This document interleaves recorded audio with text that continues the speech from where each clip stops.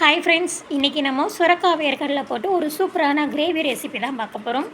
இது ஒரு ஃபேமஸான மகாராஷ்டிரா டிஷ்ஷு. சப்பாத்தி, நான், ரோட்டி, ப்ளைன் ரைஸ், தயிர் சாதம் அப்படின்னு எல்லாத்துக்கூடையும் பேர் பண்ணிக்கலாம். ரொம்பவே சூப்பராக இருக்கும். இது ரொம்பவே சிம்பிளான ரெசிபி, அதனால் பிகினர்ஸ் கூட ஈஸியாக செய்யலாம். டெஃபினட்டாக ட்ரை பண்ணி பாருங்கள், ரொம்பவே பிடிக்கும் உங்களுக்கு. அதுக்கு ஒரு மீடியம் சைஸ் சுரக்காய் எடுத்துக்கலாம். நல்லா க்ளீன் பண்ணி எடுத்து உள்ளே இருக்க விதையெல்லாம் எடுத்துட்டு குட்டி குட்டியாக சாப் பண்ணி எடுத்துக்கலாம். தோல் கனமாக இருந்துச்சுன்னா இங்கே தோல் சீவி எடுத்துக்கோங்க. இல்லை லேசான தோலாக இருந்தால் நம்ம தோலோடையே சேர்த்துக்கலாம். இது கூடவே ஒரு மீடியம் சைஸில் 2 வெங்காயம் எடுத்து பொடி பொடியாக சாப் பண்ணி எடுத்துக்கலாம்.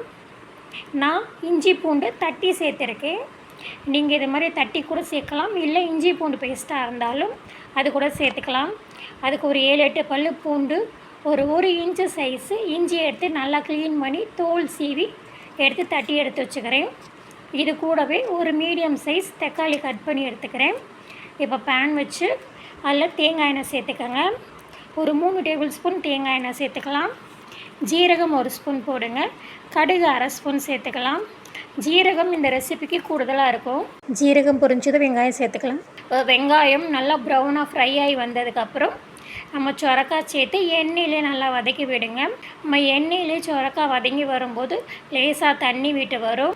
அதுலேயே நல்லா சுரக்காய் வெந்து வந்துடும். இப்போ கூடவே கொஞ்சம் மஞ்சள் பொடி, நம்ம கட் பண்ணி வச்ச தக்காளி சேர்த்து ஒரு தட்டு போட்டு மூடி இந்த எண்ணெயிலே வேக விடலாம் சுரக்காயை. சுரக்காய் நல்லா வெந்து வந்ததும் நம்ம மசாலா சேர்த்துக்கலாம். அதுக்குள்ளவே இதுக்கு தேவையான வேர்க்கடலை பொடி அரைச்சிக்கலாம். அதுக்கு ஒரு 2 கைப்பிடி அளவு வேர்க்கடலை சேர்த்துக்கோங்க. ஒரு 3 காஞ்ச மிளகாய் சேர்த்துருக்கேன். உங்கள் காரத்துக்கு ஏற்ற மாதிரி நீங்கள் காஞ்ச மிளகாய் சேர்த்துக்கலாம். அதை நல்லா தண்ணி சேர்க்காமல் நல்லா 1-2 உடச்சி எடுத்துக்கலாம். இப்போது நம்ம சாம்பார் தூள் 1 ஸ்பூன் சேர்த்துக்கலாம். நிறைய மசாலா போட வேணாம், கம்மியாக போட்டால் போதும்.